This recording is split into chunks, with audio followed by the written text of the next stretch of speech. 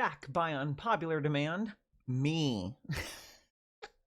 With this being the second installment of This Week on My Feed, we can now officially call this a series, or as my FBI person would say, the beginnings of a pattern. In all seriousness, it is awesome to be recording one of these again. It's nice to be able to have steady content coming out, even if I need to work on the other content that I have in the pipeline. I promise you, I am trying to find time to work on my other videos. I just need something else that's going to be steady and something that's going to be a little bit more low intensity on me to help me get into the whole content grind.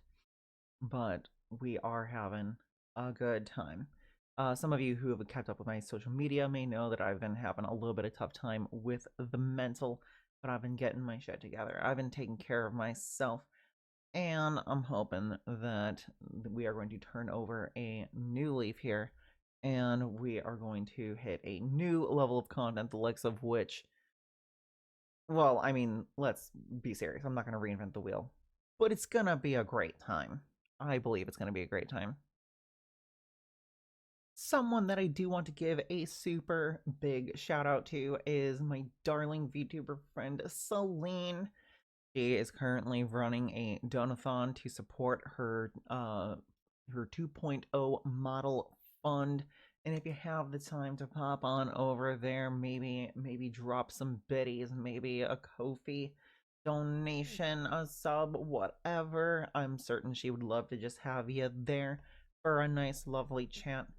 She is an absolute sweetheart, a little bit of a degenerate, a lot of a fucking degenerate, but she is also just a very lovely streamer, and I hope you'll all pop in and just say hi, let her know Bappy sent you.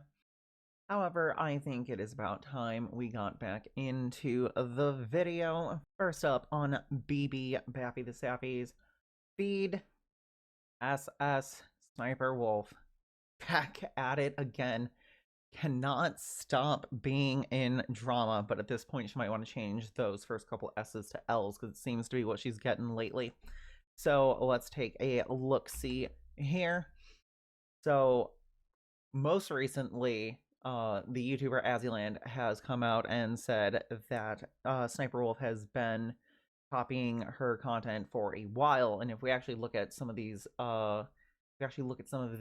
pictures, we see that a video in 2018 was copied in 2019, and the other picture shows April of 2018 and then April of 2020.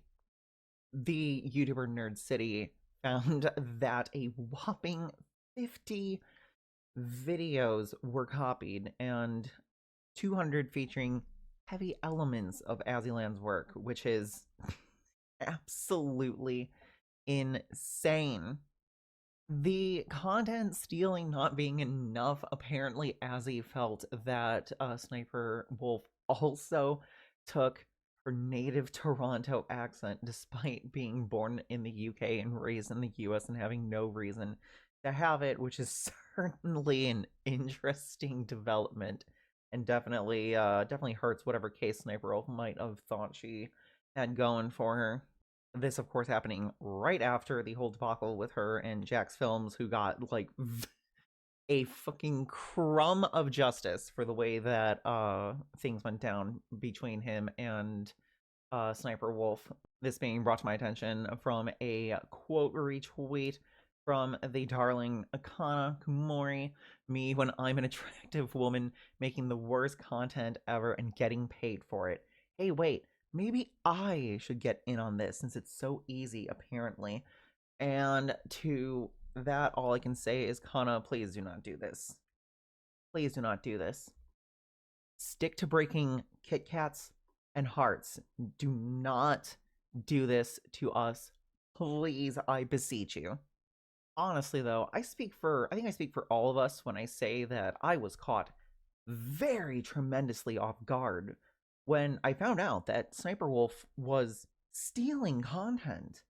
Like, could anyone imagine a world where Sniper Wolf, just beloved and incredibly talented content creator, um is stealing content. Surely not. Surely not.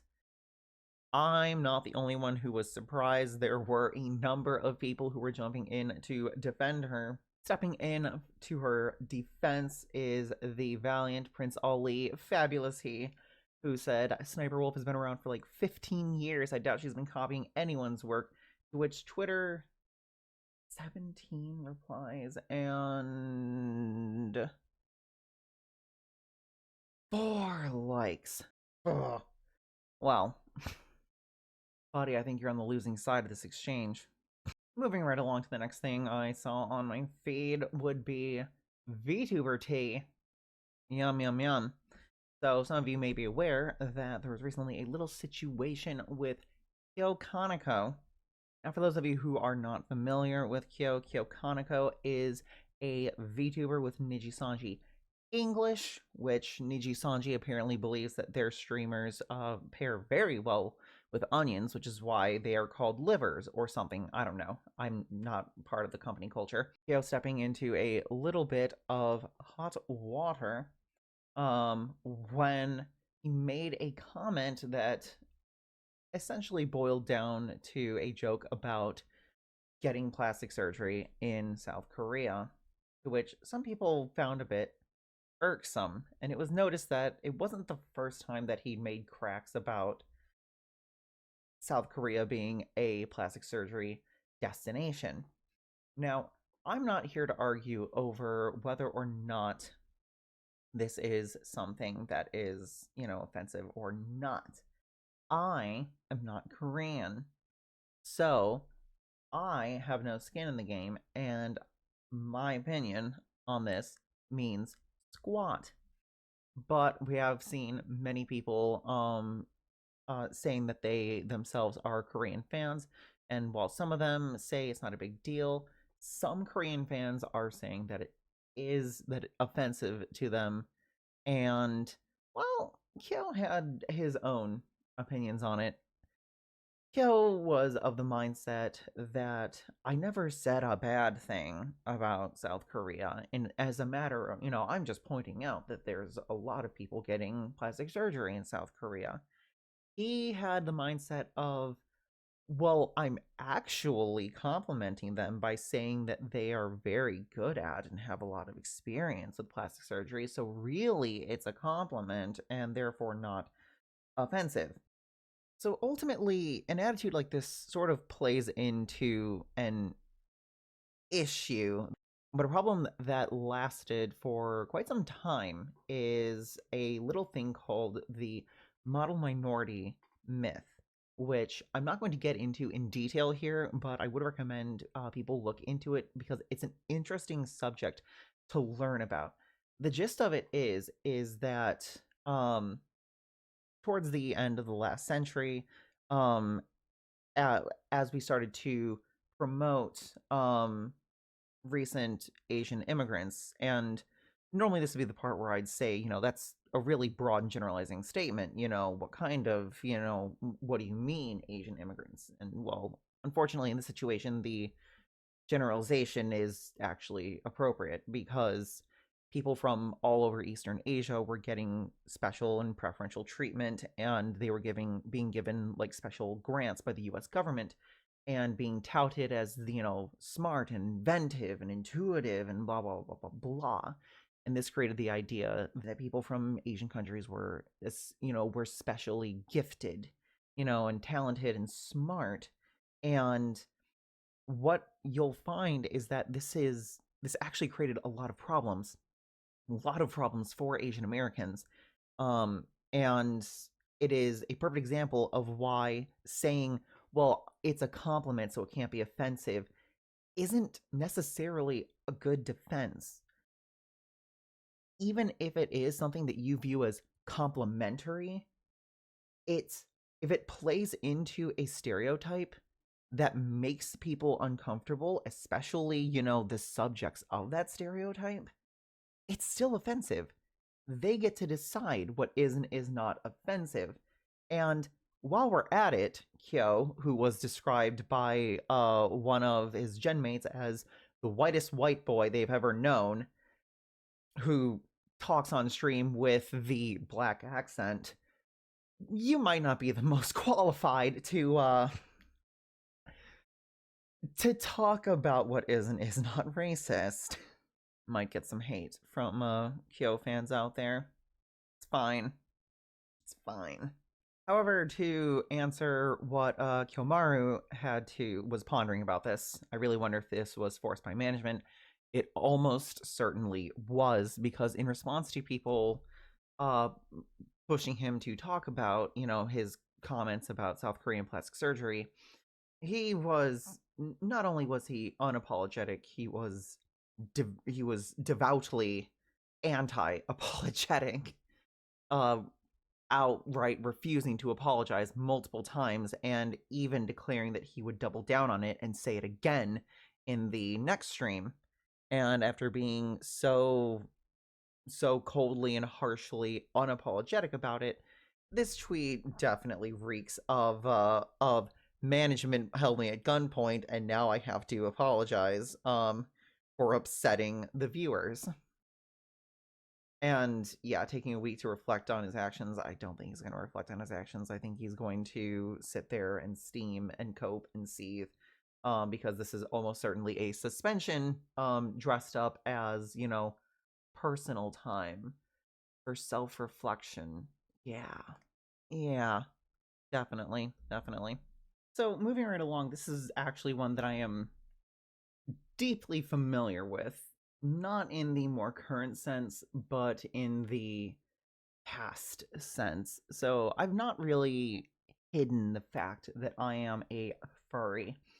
I think a lot of people who look at my models sort of piece together, I think this weird little cartoon goat might be a furry.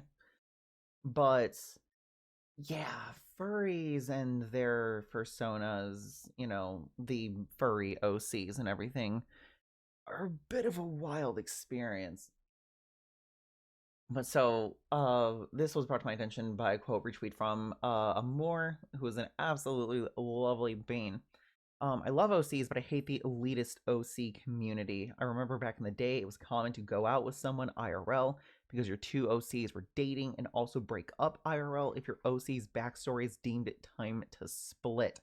Actual terminally online shit. To which it was further commented, there's no way LMFAO. Would you be surprised if I told you it still happens to this day, but now it's VTubers? And the thing is, I would believe it, because the OC community was, and well, I suppose is, a wild experience. An absolutely wild and absurd experience. OCs, I remember back in the day, were very serious business, and apparently it hasn't really changed that much. But there was something in particular about this whole thread that actually caught my attention, and it's because it was something that I was seeing crop up in the furry community the last time I was seriously invested in it. So it goes, LOL, I got blocked by a girl who literally just commissioned me for a character design because of the whole closed species thing, saying it's dumb. I'm ranting about it on Twitter, and that they never told me to change my design, only that they thought I would fit in with the Discord. And clearly the other girl had DM'd me telling me to change my design. I'm new to all this crap and OCs, and just learned today was closed species are, but OMG, the OC community is kinda toxic. And what I will say is that while there are people in the OC community, which, let me just stop and say, it feels weird to talk about it like the OC community, because OC means original character. So OC community literally just means anyone who's ever made their own character. So if you've ever come up with a character of your own design, welcome to the OC community. It's wild in here. But yeah, it feels weird to say the OC community because of how broad that really is. You know, are you just, someone on, DeviantArt who has like a sort of, self-sona or whatever? Are you a writer who has a little, has a little character that symbolizes you? Welcome to the OC community. Are you a furry? Welcome to the OC community. It just feels kind of wild, like saying like, "Oh, you ate an apple? Welcome to the fruit eating community." Like it feels like that's just a lot of people for you to just have in this broad category, but whatever. But I will say that a bit of a wild subset of the OC community is the whole closed species community. So I've got a lot of really complex feelings about closed species. And it's one of those things where it feels like I want to have this thing and show it off to everyone is like, look at this, look at this species that I came up with. But you can't touch it. You can't touch it. It's all mine. You have to ask me permission. And sometimes you have to pay for a license to have a character of that closed species. Like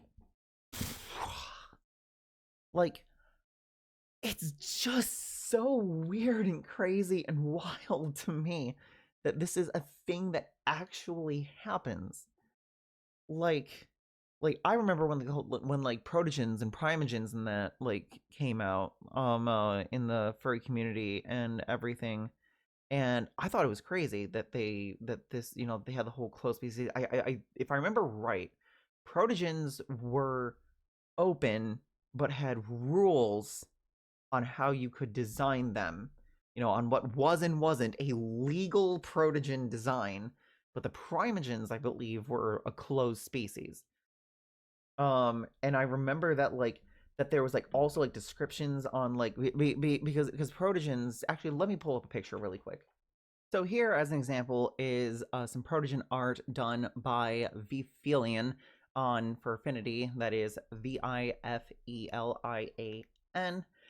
And the protogens are like a hybrid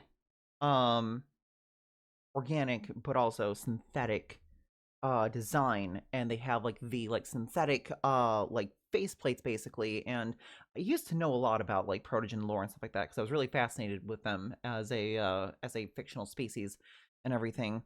But now that you have the gist of it and like the whole look and design and everything, something that I remember was that there was also like rare sorts of parts, specialized like body part or something. Like there would be like mechanical like wings and stuff like that, but like you had to have like a special like permission from the people who owned the species, and that it was really kind of fucking wild. And I definitely remember seeing some closed species where I'm like, and I'm not gonna say any in particular, but I will say it wasn't protogens or primogens. But I do remember seeing some of them where I was like, this looks kind of like this other species, this other like open species with like a couple like little patterns and like designs and everything. I'm like, this looks like this, but with like a couple extra like accessories built into the design.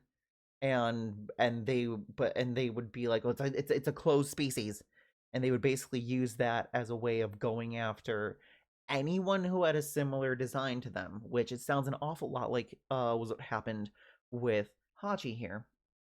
The other girl at the end me telling me to change my design, and saying that she just learned about closed species. I'm willing to bet that is precisely what happened. And it's a bit wild that we as adults are still doing this, are still playing this whole game and everything. Um, but yeah, I'm not necessarily surprised that this happened. I'm just disappointed in us as adults and creators, because it's like your design is, somewhat similar to mine. Thief, deceiver, you know.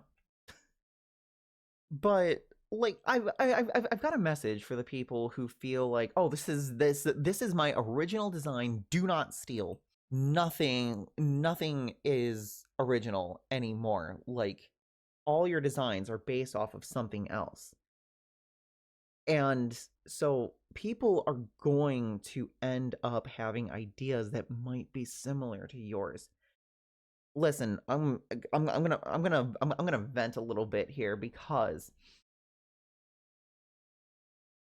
I had a dream one day of doing a little like sort of like goofy little game show thing where we would like chill and be chatting and like talking about and like cracking jokes about stuff, and then and then it'd be interrupted for like some little like game show bits where people would like play games and do challenges, and it was going to be a fun little thing. And I was like, it'd be like a talk show, it's also a game show. And I was like, this actually sounds like a great idea. It'd be like, talk show the game show. And then I was really upset when I found out that someone also had that idea, including that name idea, and it actually made it to air on a TV channel. And I'm like, suffering. Anyways, point being that other people might have very similar ideas to you. Like, you don't get to call dibs on creativity. Buddy pal, buddy friend. Creator community is still a wild thing. Great to know. I think that is going to be where I call it. There were a couple things that I had bookmarked like earlier in the week, and I just sort of realized that like I don't really care to talk about these things. I don't really care to talk about these things. But these were the things that I found interesting that I wanted to chat a little about. So yeah, that's it. Hope I'll see you live. Do the whole interaction things because numbers make brain go burr. And ta-ta lovies.